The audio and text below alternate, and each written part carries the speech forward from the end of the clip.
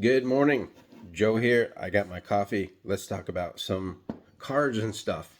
It's Freaky Feedback Friday, so I'm not going to open and add cards to the archive or my collection. I'm going to show you, as promised, some of the customs that people have sent me.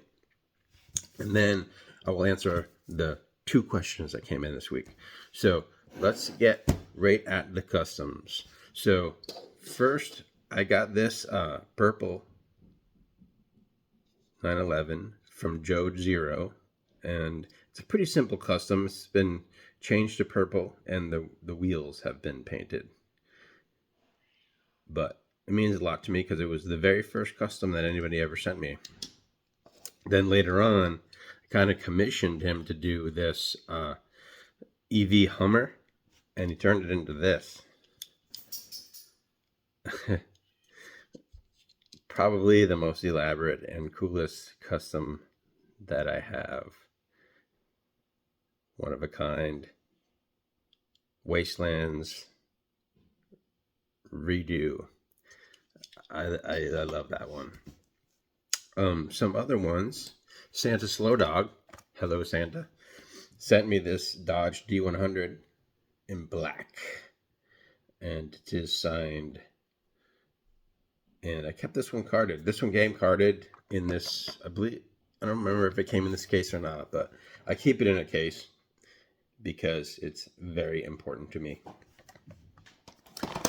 Dave B, who is MIA at the moment, sent me this orange Carrera. Very well done. I mean, the paint job is super smooth. It did not come in orange with some numbers and tampos applied. Very gorgeous custom. And it's orange because I've said many times orange is one of my favorite colors, and I believe it even has the Ignition Diecast logo right there.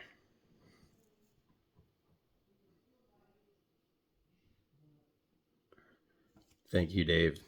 Where are you? And then I apologize, I don't remember exactly who sent this, but it was a simple tampo removal from the anniversary Corvette Camaro, but looks great in satin black with gold trim. And it's officially a custom, so this goes on my custom shelf. This one we talked about the other day. It came from Bill Wilkinson, but he did not do it. He found it at a flea market. And what I'm thinking is this was the sports car, the one with the baseball graphics on it. But somebody painted the windows black, the wing black, painted the rims, and then applied these Superman decals. So quite an oddity. And that sits upon my custom shelf as well. And then it's more like oddities. Like my son got me this for Christmas last year. It's a Killdozer custom. It's a commercial custom, something that somebody makes and sells, but not something I would have bought myself. And yeah, there's the Killdozer bulldozer. Looks like it's signed by the customizer too. I never noticed that. Awesome.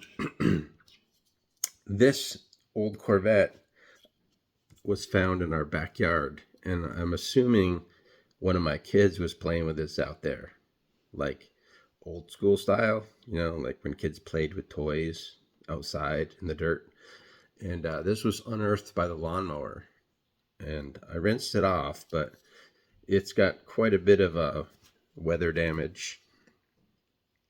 And the actual car itself predates my kids, so I think my wife says that she used to buy like bags of toys from the thrift store, including diecast cars. So this may be one that was already used when my kids got it, and then they added their abuse. but I'm keeping it as is just to remember that these are toys and you're supposed to play with them. This is what they're supposed to look like after a couple years. And this one is like the only one of this brand that I have, so it's on my oddity shelf. It's a Chinese brand.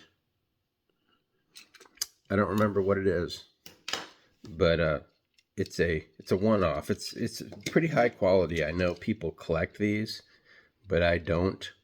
And even though I collect Mercedes, I keep it pretty much Hot Wheels and Matchbox.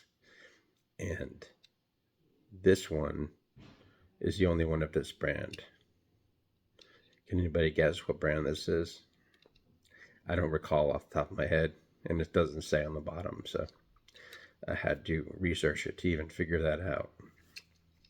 So we're going to keep these videos briefer than before, like under 10 minutes, because I'm sharing them to other platforms besides YouTube, but I'm still going to do them every day. And being Feedback Friday, here's a couple questions, as if I'm important. Do you follow any diecast racing channels, such as 3D Botmaker or Chaos Canyon? Well, I used to.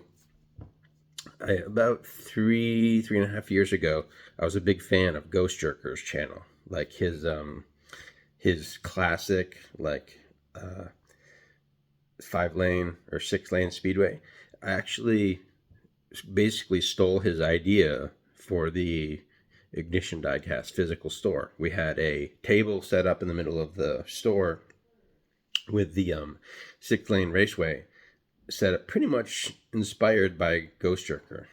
And speaking of 3D Botmaker, I actually had to buy some, if you extend that track, you have to buy lit risers for the finish line, because for some reason, I can't remember, like the stock finish line that has a certain height, but if you extend it, it gets lower, so you have to buy risers.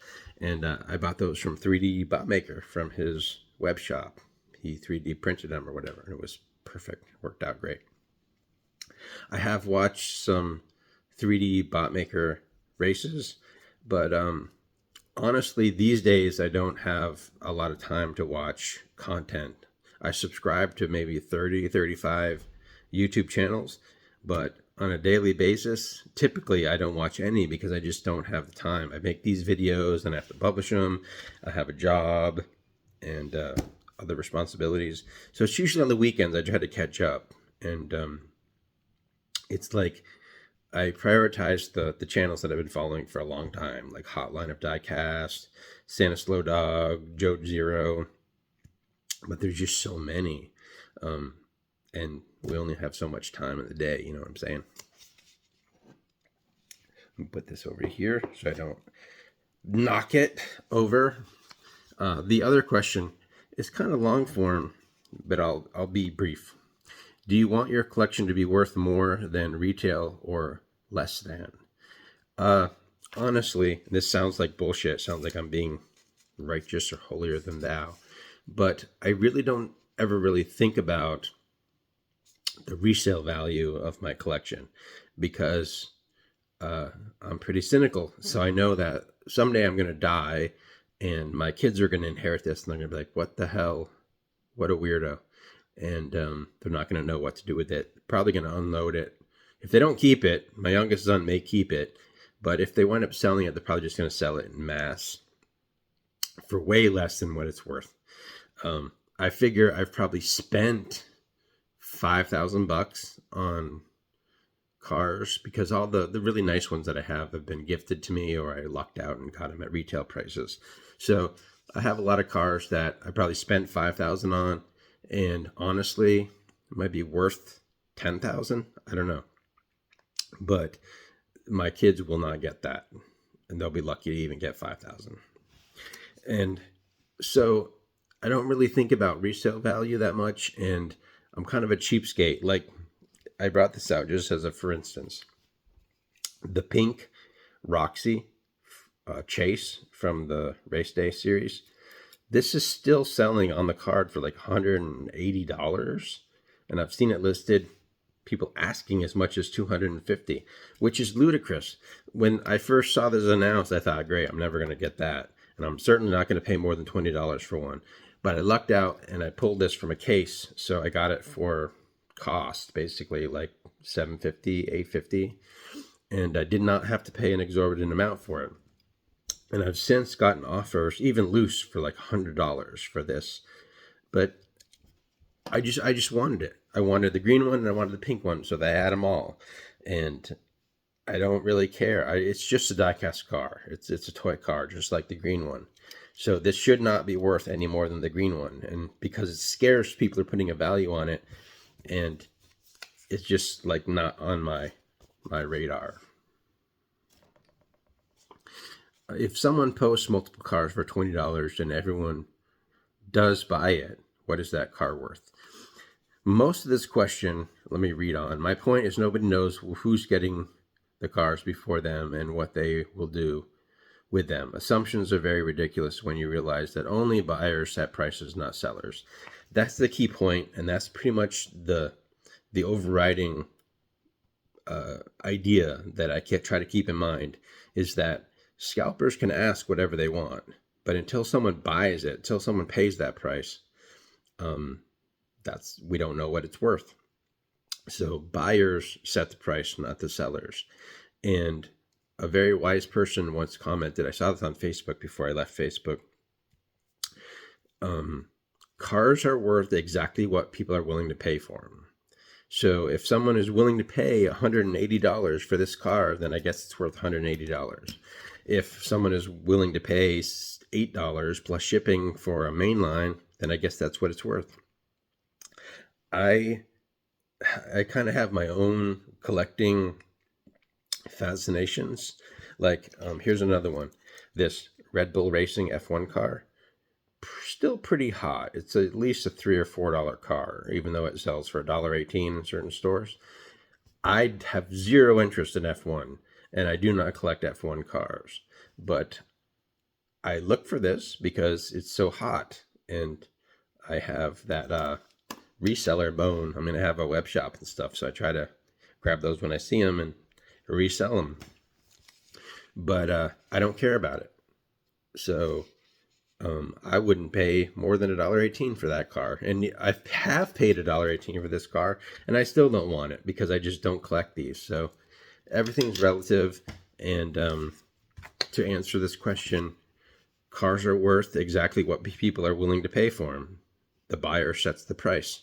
Scalpers can be as outrageous as they want, but if nobody's paying it, it's not a deal. That's it. I'm going to keep these videos shorter because, like I said, I'm putting them on multiple platforms now. But this is Friday. I don't work much. I have one meeting this afternoon. I'm going to go hit some stores and try to glean the goods before Kevin gets there. Later.